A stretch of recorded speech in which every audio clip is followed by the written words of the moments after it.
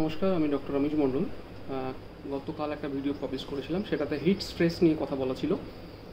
তো আরও কিছু জিনিসপত্র আমরা অ্যাড করতে চাইছিলাম। বেশ কিছুজন অনেক প্রশ্ন করেছেন, তো সবাইকে আলাদা আলাদাভাবে উত্তর দেওয়াটা একটু স্ট্রেনাস জব। তো যাদের ইয়াঙ্গার বা ওল্ডার অ্যানিমালস যারা বাড়িতে রাখছেন, বা যারা কোনো কারণে অ্যাগ্রেসিভ ডগ বা অ্যাগ্রেসিভ ক্যাট, যাদেরকে মুখ বেঁধে দিচ্ছেন কোনো মাজেল বা কোনো ক্যাপ দিয়ে, দুপুরের নির্দিষ্ট সময় বা দিনের যে কোনো নির্দিষ্ট সময় যখন সবথেকে বেশি টেম্পারেচারটা ফ্লো করে, তো সেই সময়টাতে কিন্তু মাজেল বা এই ধরনের জিনিসপত্র পরিয়ে রাখবেন না। তার কারণ নাহলে ওরা প্যান্টিং করতে পারবে না। প্যান্টিং বলতে যেভাবে থার্মোরেগুলেশন প্রসিডিওরে ওরা তাপমাত্রা নিয়ন্ত্রণ করে। এবং ফুড প্যাডস যেগুলো ওদের থাকবে, ফুড প্যাডসগুলো অ্যাজ ক্লিন অ্যাজ পসিবল রাখার চেষ্টা করবেন অলওয়েজ। এবং সবসময় যে ফুড প্যাডসগুলো যে ফ্লোরে থাকছে সেই ফ্লোরটা যতটা সম্ভব কুলার, মানে প্রাকৃতিকভাবে ঠান্ডা রাখার চেষ্টা করুন। আর যদি কারোর বাড়িতে এয়ার কন্ডিশন না থাকে, তাহলে একটা চেষ্টা করবেন উপযুক্ত শেল্টার দেওয়ার।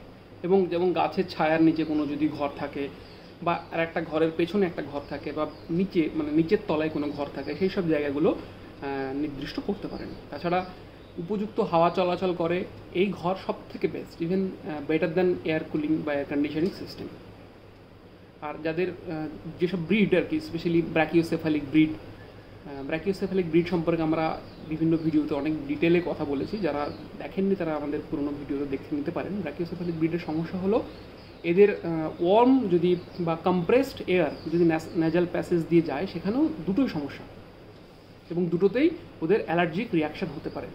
আর কার্ডিওভাস্কুলার ডিজিজ আছে এমন কিছু, বা নিউরোলজিক্যাল ডিজিজ চলছে বা তার ট্রিটমেন্ট চলছে, এমন কিছু সমস্যার ক্ষেত্রে এই ধরনের স্পিসিস বা এই ধরনের ডগসগুলো হিট স্ট্রোকের প্রবণতা বা prone to heat stress. Better কী করতে হবে এই সময়টাতে আমাদের যেটা মাথায় রাখতে হবে, যে অপেক্ষাকৃত ঠান্ডা জায়গা নির্ধারণ করতে হবে। নির্ধারণ করার সাথে সাথে সবসময় চেষ্টা করতে হবে ঠান্ডা জল এবং বিশুদ্ধ জল, যাতে ঘন্টার পর ঘন্টা পড়ে থাকতে সেই জল টেম্পারেচারটা রুম টেম্পারেচার থেকে অনেকটা বেশি হয়ে যায়। এই জন্য সবসময় চেষ্টা করবেন যে 2 ঘন্টা বা 1.5 ঘন্টা অন্তর অন্তর ফ্রেশ ওয়াটার প্রোভাইড করা যাতে যায়। এবং যদি ও নিজের থেকে না খায়, সেটা আপনাকেও মাথায় রাখতে হবে যে ওটা খেয়াল রেখে উপযুক্ত সময় ওদেরকে সরবরাহ করা। এবং এই সময়গুলোতে খাবারের পরিমাণ আপনি কমিয়ে দিতে পারেন, 20 থেকে 40% পর্যন্ত খাবার কমিয়ে দিতে পারেন। আর থিক অ্যান্ড লং কোট যেগুলো বলছিলাম আমরা, তাদের ক্ষেত্রে সমস্যা হলো ওদের প্রপার ক্রপিং দরকার হয়, হেয়ার ক্রপিং, এবং অবভিয়াসলি প্রফেশনালস দ্বারা এটা ঠিক করতে হয়। তো এগুলো আপনার ডাক্তারবাবুর সাথে পরামর্শ করে আপনারা কিন্তু টেম্পারেচার রেগুলেশন প্রসিডিওরটাকে একটু সুরাহা করতে পারেন।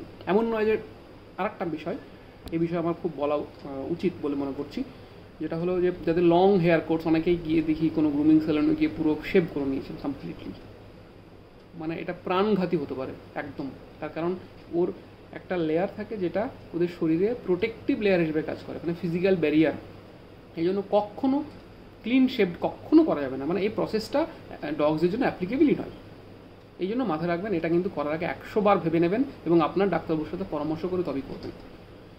আর যে খানটাই থাকছে, যে লোকেশনটাই থাকছে, যদি দেখেন যে খুব পুয়ার ভেন্টিলেটেড সিস্টেমে থাকছে, তাহলে আপনাকে কিছু একটা ব্যবস্থা করতে হবে, ইদার এয়ার কুলার।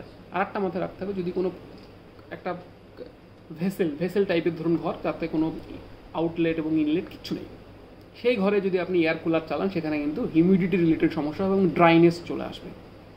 এই জন্য আপনাকে ভেন্টিলেশন, মানে পরিষ্কার বিশুদ্ধ বাতাস প্রয়োজন, অক্সিজেন যে কোয়ালিটি এবং কোয়ান্টিটি, এটা কিন্তু আপনাকে নিশ্চিত করতে হবে।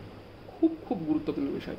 আশা করি এই ভিডিওটা কিছু জনের কাজে লাগবে। আর যদি কখনো মনে হচ্ছে যে আপনার কুকুরের টেম্পারেচার হঠাৎ করে বেড়ে যাচ্ছে 104, 105, 6, ইমিডিয়েটলি ওকে ঠান্ডা জায়গায় রাখুন। ঠান্ডা জল, মানে কোল্ড ওয়াটার প্রেস করুন, বা কুল প্রেস করুন, বা কোনো কাপড়ের মধ্যে ঠান্ডা জল নিয়ে মাথায় এবং গলার এই জায়গাগুলো এবং পেটের এই জায়গাগুলো এবং পজগুলোকে মুছিয়ে দিন, এবং ইমিডিয়েটলি ডাক্তারবাবুর সাথে পরামর্শ করুন।